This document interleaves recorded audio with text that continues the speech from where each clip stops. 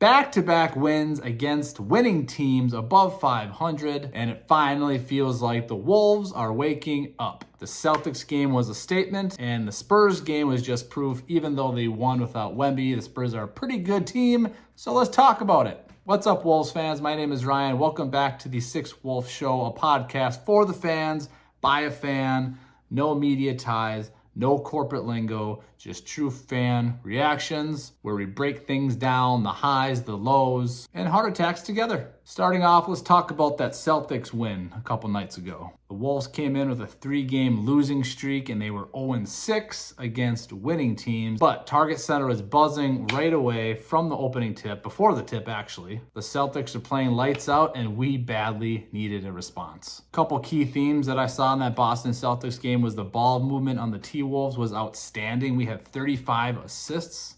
The defense really tightened up. The Celtics shot 56% in the first half, but only 34% in the second half, which was a huge reason why I think the T-Wolves won that game. This is the version of the Wolves that we expected this year. Connected, physical, moving the ball, and defending like crazy. Now let's talk about that Spurs game. So as we're going into the Spurs game, we're thinking, was that Celtics game a fluke? The Spurs entered the game last night 13-5. They were 5th in the West, so this was a tough battle coming in for the Wolves. No Wemby, but the Spurs are 5-1 without him going into last night's game. So again, Spurs basketball, they're very disciplined. They move the ball around. They have great depth. So without Wemby, it was still a challenge. And then in the second half against the Spurs, this is when the Wolves really flipped the script. Ball movement was fantastic. Again, very similar to that Celtics game, getting back to that ball movement where we had 32 assists and only 15 to the Spurs, which is kind of ironic that usually the Spurs are the ones that are moving the ball and are